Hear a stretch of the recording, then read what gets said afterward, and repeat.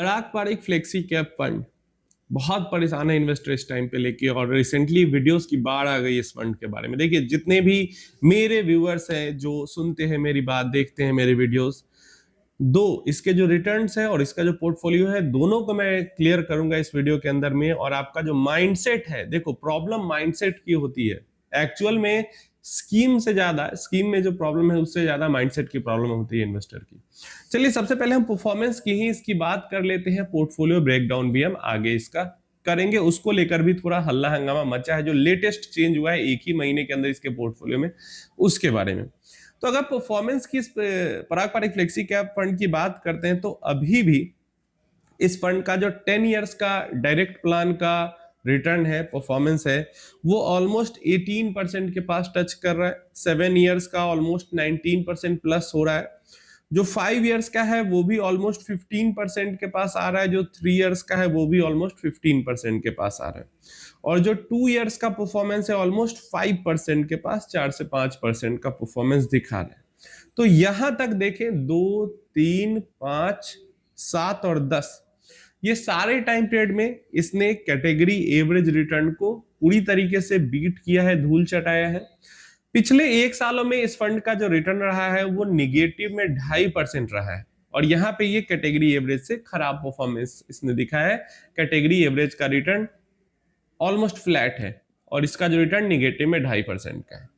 तो क्या मतलब है कि सबसे पहली चीज तो यह है कि पिछले 1 साल में नहीं इसने परफॉर्मेंस दिखाया, लेकिन उससे पहले 3, 5, 7, 10 सारे टाइम पीरियड में कैटेगरी एवरेज से बेटर इसका परफॉर्मेंस है। ये चीज क्लियर है।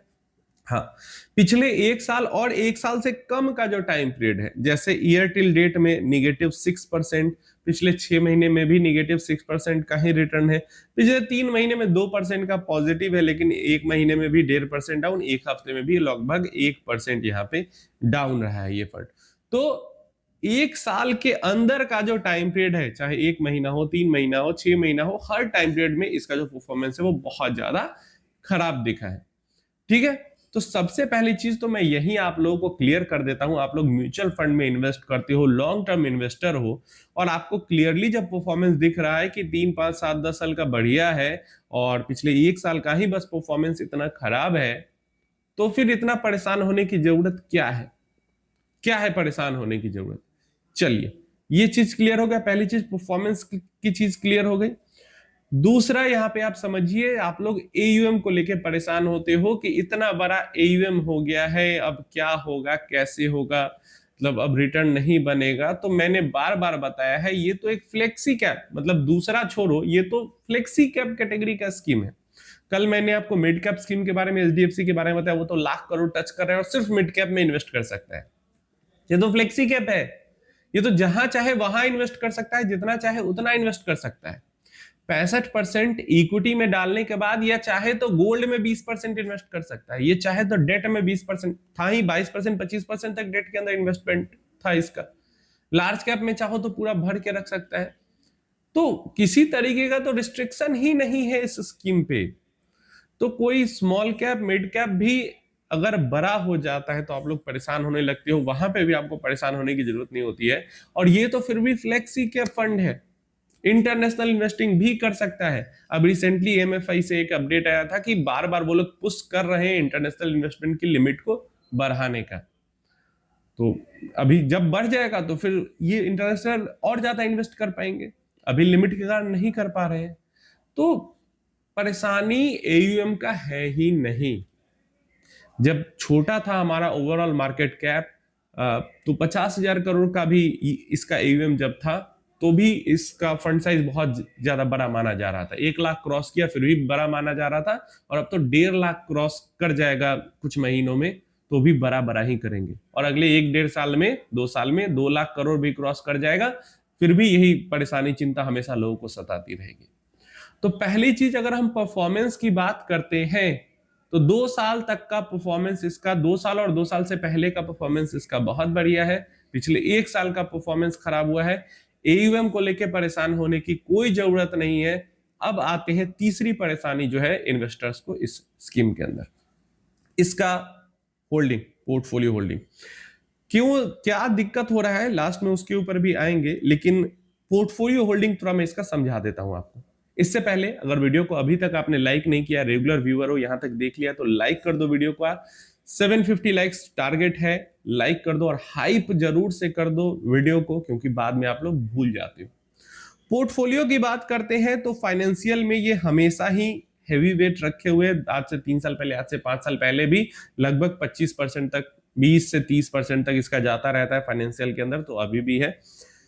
बाकी सारे भी ठीक है, लेकिन टेक का अगर आप देखोगे, टेक्नोलॉजी का एक्सपोजर 2 गुना हो गया है इस फंड के अंदर। अभी से कुछ टाइम पहले तक 10-11% तक ये होल्डिंग टेक के अंदर रखते थे, लेकिन लेटेस्ट जो इनका आया है डिस्क्लोजर पोर्टफोलियो का, वहां पे 21.52% का एक्सपोजर टेक के अंदर इनका बढ़ के हो गया है 21%। और इसमें काफी सारा हिस्सा जो है वो डोमेस्टिक टेक कंपनीज का है, मतलब हमारी जो आईटी कंपनीज है उनका है डोमेस्टिकली।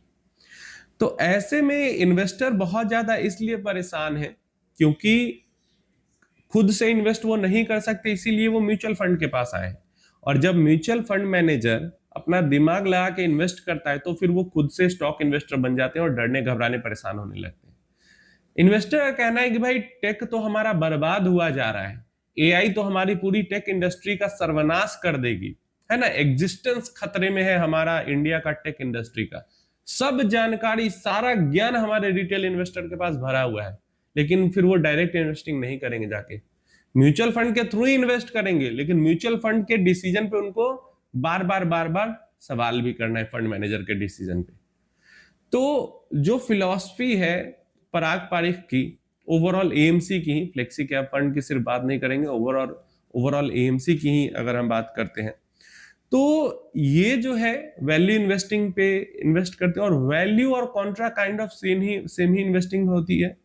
और जो फंड मैनेजर है उनको अभी यहां पे दिख रहा है कि जो आईटी है वो एक बहुत बढ़िया कॉन्ट्राबेट है, बहुत ज्यादा अंडर वैल्यू हो चुकी है, भयंकर बिक वाली हो रही है।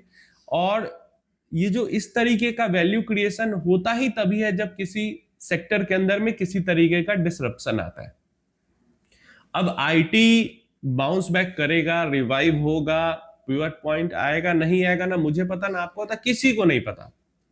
लेकिन आपने इस फंड को चुना ही इसीलिए क्योंकि पास्ट में जब से ये फंड बना है 2013 के आसपास से, तब से सेम ही फंड मैनेजर इस फंड को मेंटेन कर रहे हैं, और इसी टाइप के डिसीजन ले लेके ही उन्होंने जो रिटर्न बना के दिया है वो दिया है। तो या तो आप खुद इन्वेस्ट कर लो, है ना, या तो फंड मैनेजर की स्ट्रेटजी पे अगर भरोसा है तो उसको इन्वेस्ट करने दो, या तो अगर आपको नहीं समझ में आ रहा है इसकी स्ट्रेटजी, सही नहीं लग रही है स्ट्रेटजी, तो आप निकल जाओ। यही 3 काम कर सकते हो। लेकिन फंड ऐसा क्यों कर रहा है, ये क्यों कर रहा है, वो क्यों कर रहा है, भाई फंड तो जो कर रहा है वो तो उसकी स्ट्रेटजी के साथ अलाइन। फंड ने जो आपको कहा है कि हम वैल्यू इन्वेस्टिंग करेंगे, तो वो वैल्यू इन्वेस्टिंग कर रहा है। और टेक में तो अभी सबसे ज्यादा इंडिया के अंदर वैल्यू क्रिएट हुआ है। तो यही दिक्कत हो जाती है ना कि आपको डायरेक्ट स्टॉक इन्वेस्टर वाला अप्रोच आपका है और कर रहे हो म्यूचुअल फंड के थ्रू इन्वेस्ट। डायरेक्ट करो, जहां मन करे वहां कर सकते हो। अगर आप म्यूचुअल फंड के थ्रू कर रहे हो तो आपको फंड मैनेजर पे भरोसा दिखाना ही होगा। अब आते हैं कि एक्चुअल में दिक्कत कहां है। दिक्कत फंड में कहीं नहीं है, ना फंड की परफॉर्मेंस में दिक्कत है, ना फंड के पोर्टफोलियो के अंदर दिक्कत है, दोनों में से कहीं दिक्कत नहीं है। दिक्कत कहां है?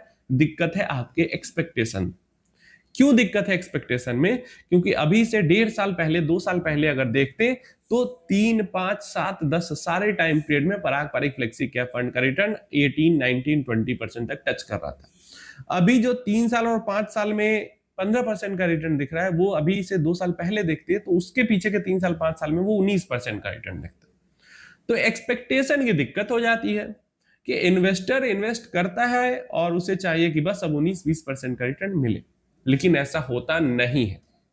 मैंने हमेशा कहा है, अगर आप फ्लेक्सी कैप कैटेगरी में इन्वेस्ट कर रहे हो तो आपको समझना है कि ये तो लार्ज कैप फंड ही है।